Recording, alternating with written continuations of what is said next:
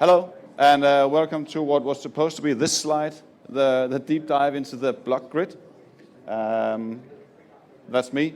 My name is Ken. I work at HQ. The next 30 minutes or so will be all about this fancy new thing called the block grid, which is coming to an Umbraco installation near you soon. It will be part of 10.4, and it will also be in V11 RC5. In fact, it's already in the RC4, but I would urge you to wait until next week because we put a lot of fixes into the block grid for RC5. So yes, the block grid, what is it really? The block grid, essentially, it's a block list with some layouting options, where you have your block list. It's completely one-dimensional. The block grid, as you probably already guessed, well, you can resize the little individual blocks, scale them out, and then according to rules, of course, to be defined within the back office. And this was my slide deck. Let's get rid of this and see what this thing actually looks like, if I can make my computer work. Close. All right. So this is, if you imagine for a moment that we had lines going across all over this, it would look much nicer. Anyway, this is the grid. We have a few different block types going on here, some header, text, image, and quote-ish. And, well, my configuration of this grid says the headline will always be full width. I've opted in for a 12-column grid. My headline is always full width. I cannot do anything about that. My text is resizable, so I can start dragging that into half size. Now I'm wow, we need some contrast in here. Someone from the accessibility team taking notes. All right, imagine for a minute that you can see that this is half size. Now, my quote here as well is resizable also, so when I move that to half size, it will sort of move to the previous line, because now 6 plus 6 equals 12. We have a full width row again. My image is also resizable, and by my configuration, it can size down to half or quarter, and it can also span 2 rows. So now I have a sort of narrowish, tallish image going on. And when I start dragging this around, I could drag that next to my text maybe. You'll see things start shifting around, again according to these 12 columns available in my grid. And if this would be visible, you could see there's a blank space going on over here. You can't, but I can. So I could fill that out with another image from down here, maybe drag that up next to, and now I have a sort of a layout going on with an image, some text, some quote, and another image. And this essentially is what the grid is all about, right? We need to align stuff, we need to scale stuff, we need to build layouts that aren't predetermined by us as developers, at least not completely.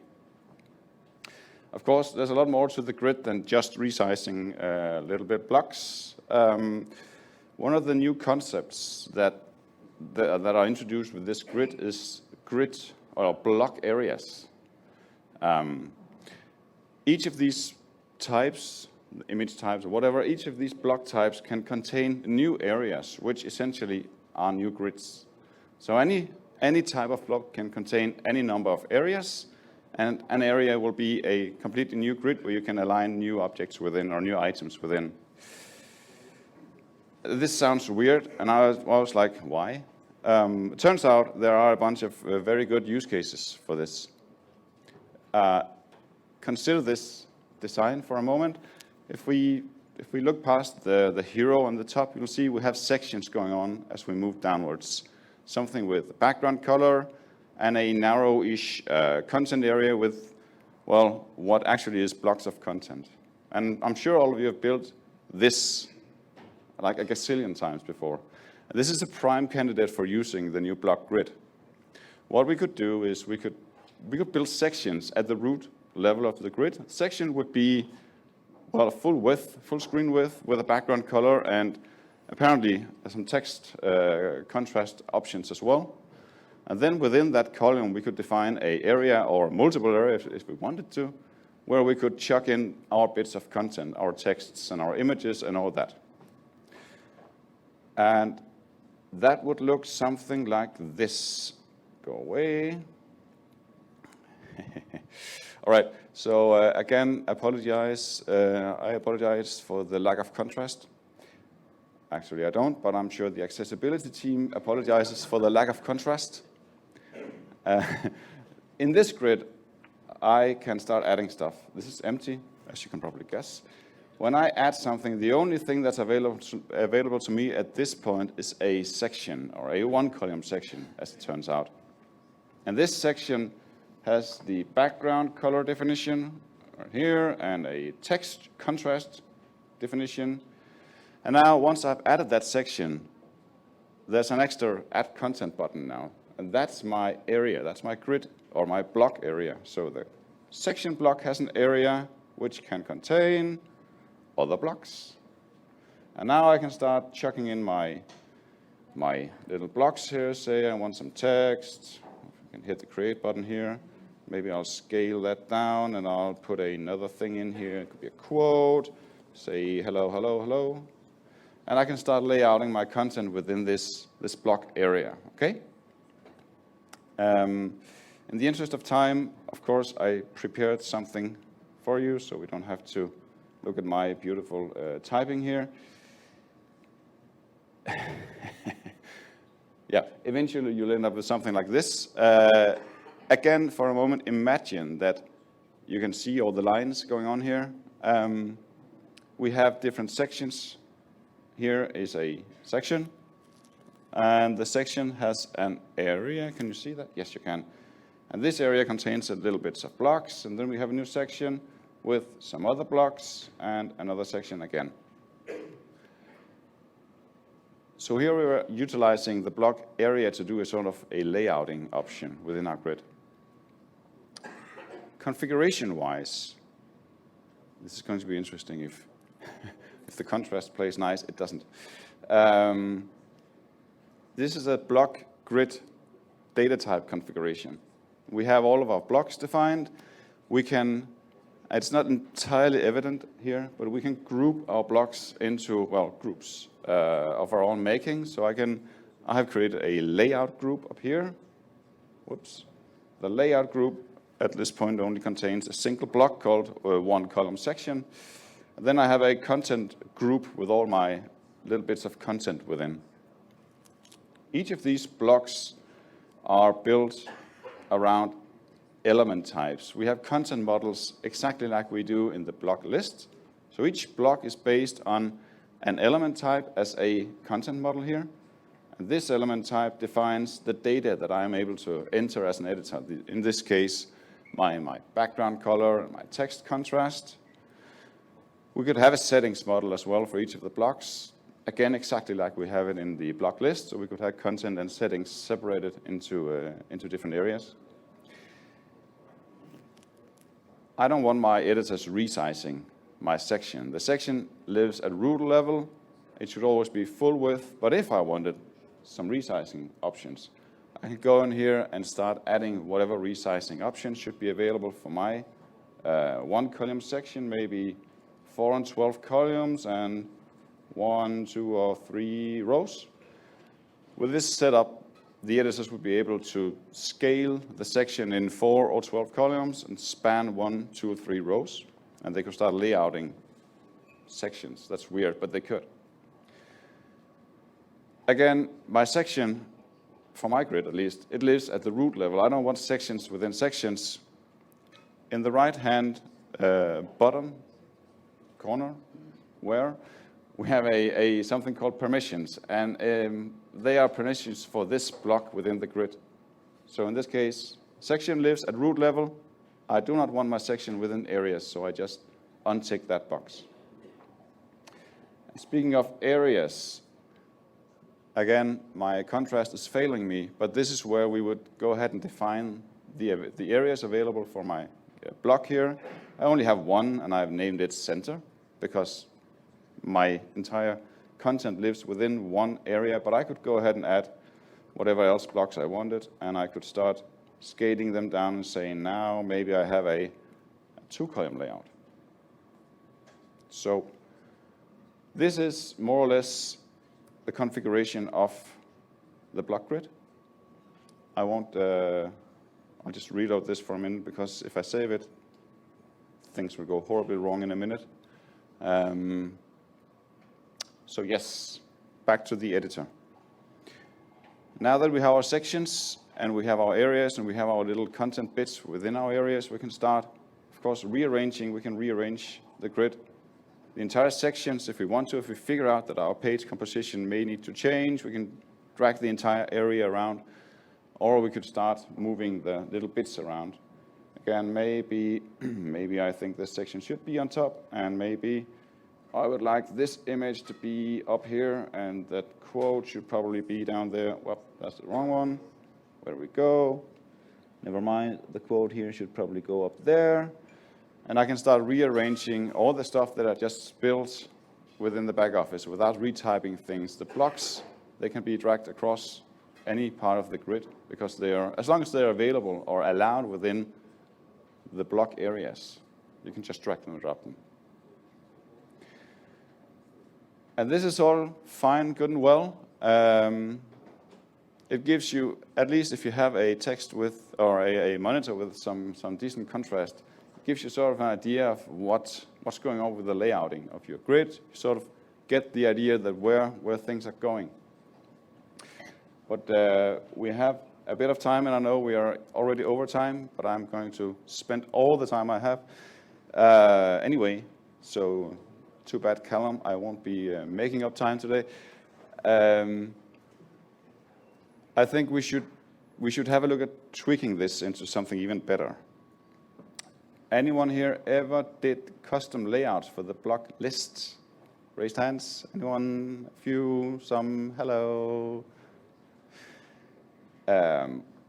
We can lay out this. We can completely customize how this is rendered within the back office with layouts for the blocks, and that's super powerful.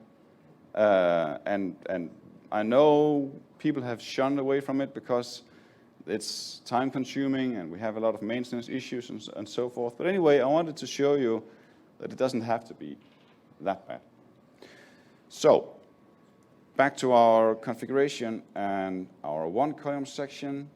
We'll go to the advanced part and we'll pick a custom view for our section. And I have pre-prepared an HTML file, which is a custom view. And when I reload the editor, things may actually also start appearing. Yes, everything went blank. Which makes perfect sense because this is my custom view, fairly useless. Let's, for a minute, recap. We had the design, we had the section with the full width, we had a narrow-ish content area with the blocks within. This is already set up in the back office. We just need to make it look pretty. So let's start typing. We need a section, right? Section. And this section needs to do something with whatever data we have available. And if I had read the docs, which I haven't, I would know that there is something called block within this context. This is exactly the same as the block list. We have something called block. Block has something called data. If you can imagine, data would be whatever the editor entered within the block. Let's see what's in that. So remember, this is AngularJS. Yes. And we can use very fancy filters here to format our block data. And if we reload now, I hope we will see something appearing up here. So this is the section. As you can see, yada, yada, yada, yada, yada, and then we have a background color, which is an object, apparently, and we have a text contrast, a string that can be default, inverted, or even completely entirely missing. But we can use this to build our layout. So back in our custom view, we can start applying a conditional background color. Again, this is Angular. We have something called ng_style equals something something. And maybe we would say background color, probably appropriate. Hash, and then block.data.background color.value. See what that yields. Background colors. Amazing. Something is working at least. We can apply the text contrast as well. In this case, I will do that by means of a class. So I'll add a style tag in here. Style, dot inverted. Wow, if I could spell inverted. And then I might be able to say inverted color should be white. And we can go down here and say ng class equals, yikes, and then inverted should be conditionally applied if my block data text contrast equals inverted. Yeah? Is this making sense-ish? I see people nodding. Brilliant, I love it. Maybe it also works.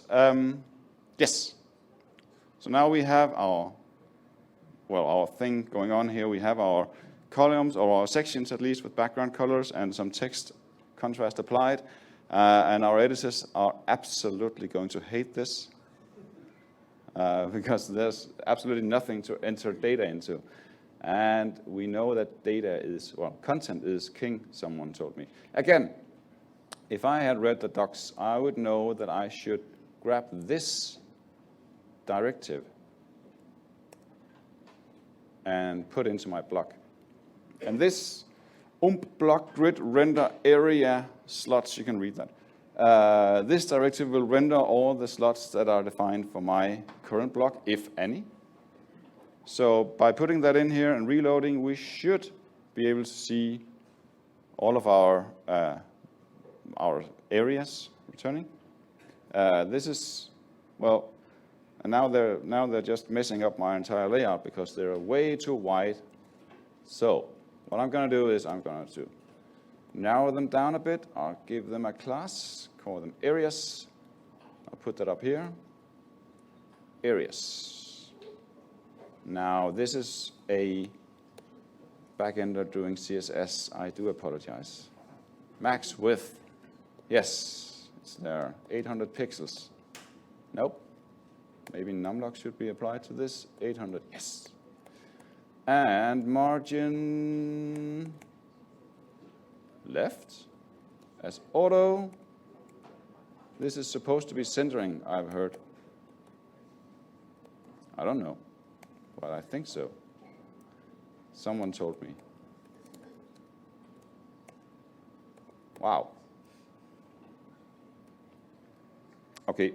So hopefully we sort of get the idea now that the area is narrow-ish. We can at least see that this might eventually become that, or something like it. And let's just for kicks add a little bit of niceness to this, so we can say the section should have a bit of padding so we can see what's going on. 10 pixels, 0 maybe.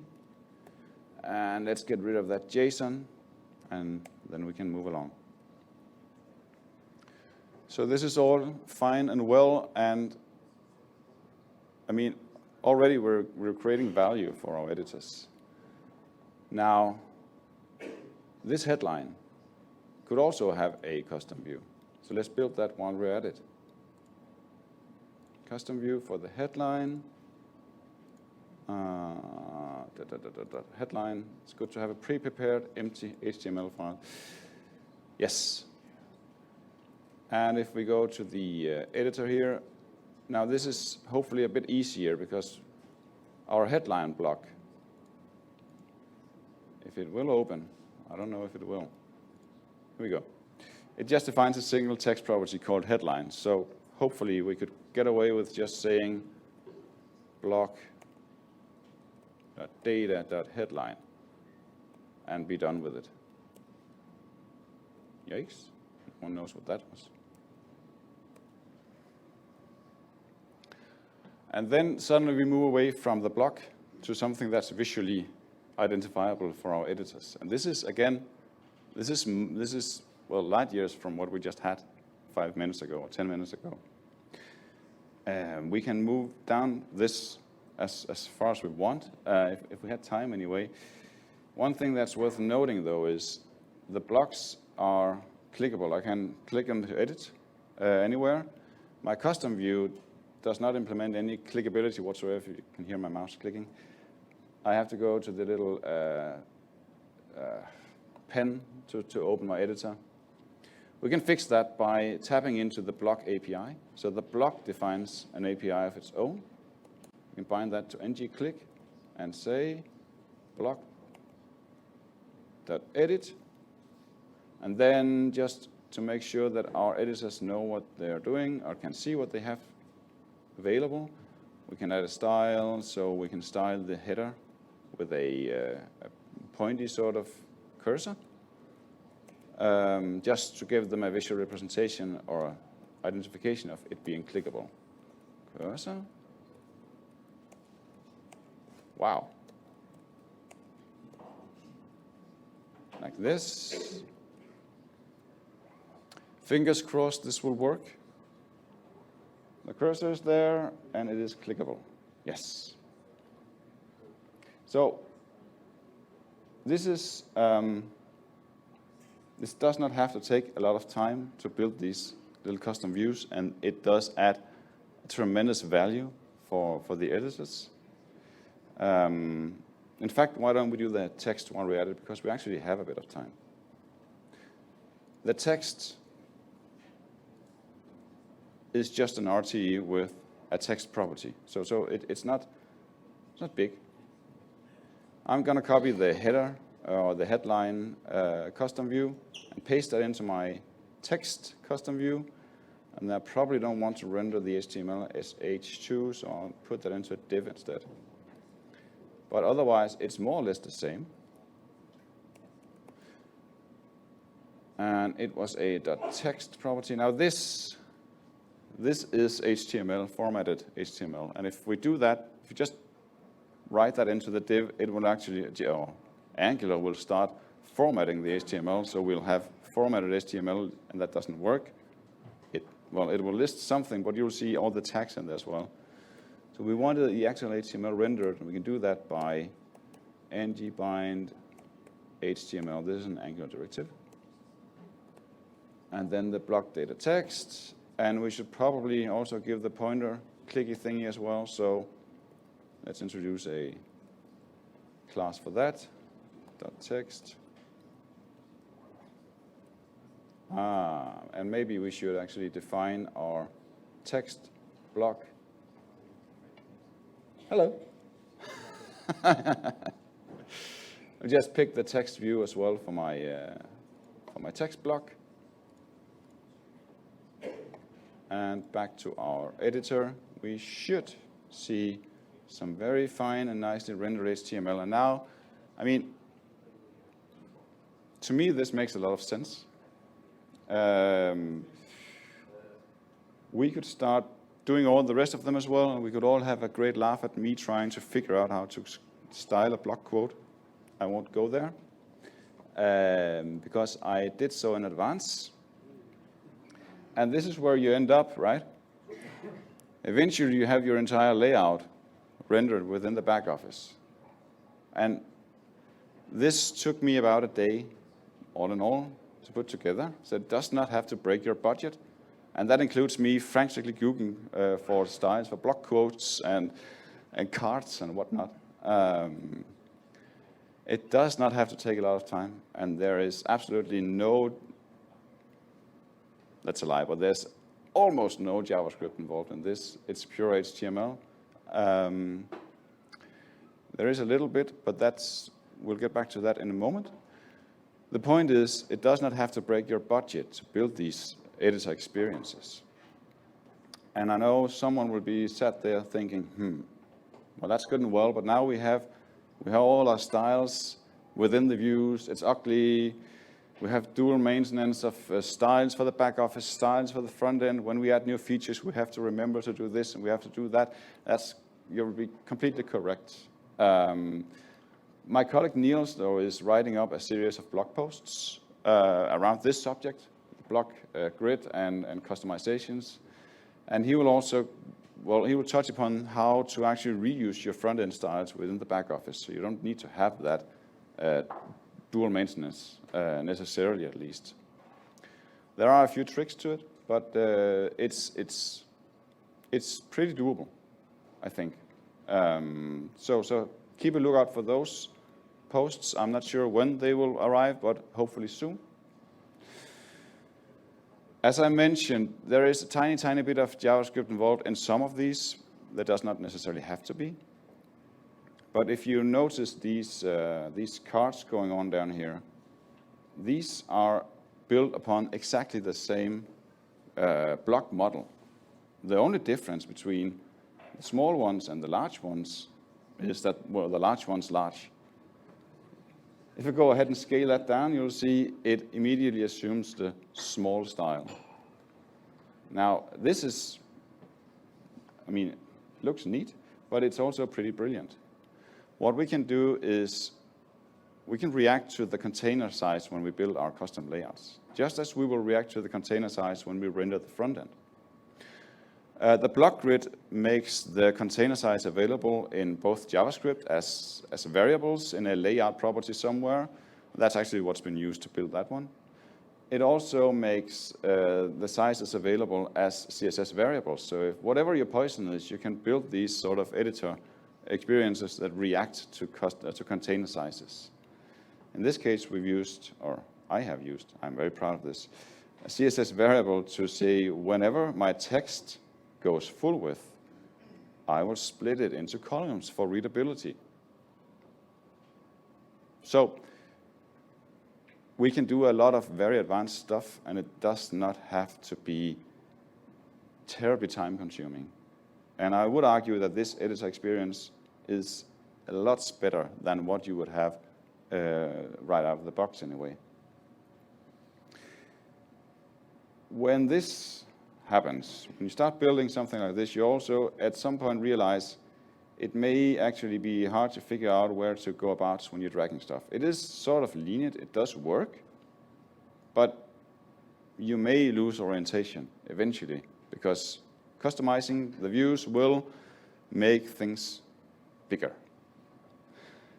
That's why someone clever, I'm not sure who it was, I'm sure it wasn't from our side, someone reacted to the RC and said, why don't we introduce a sort mode? So we went ahead and did that, and we can go back into the default view sort mode and have a sort of condensed view of all the blocks and reorganize using sort mode if we get lost in the whole custom layouting thing. So we can go back and forth between sort mode and default mode. So there is hope, even though you get lost in this sort of largest custom view, there's hope for you still.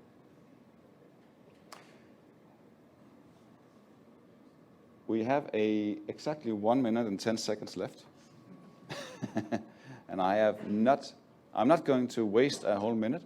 At some point, I think I said something along the lines of there are a bunch of use cases for these areas. And another very clever use case for areas would be this hero thingy that if you remember the design, the hero, well, it had a background image and a text and some more text and a button of sorts, a call to action.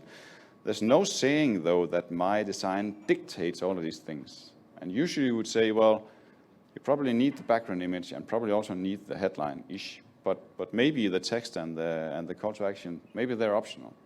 Usually, we might go ahead and say, well, then we'll make some optional input fields, and when they're filled out, we'll render something. We could also go ahead and say, why don't we define an area? Why don't we only define what's absolutely necessary for our hero within the hero block, and then reuse the text for and use an area to put text or buttons or whatever in, And now the granular permissions come into play. At this point, I've said my hero has an area. And that area can only contain a text or a call to action, not a text and a call to action, but only one of them. So we can get super granular on an area level. So just food for thought. We can use areas for more than just layouting, but of course they are very good for layouting. And that was 35 seconds over time. I do apologize. Thank you very much for listening in and bearing with my typing. I hope this inspired some of you, and thank you for being here. If there are any questions, feel free to look me up later.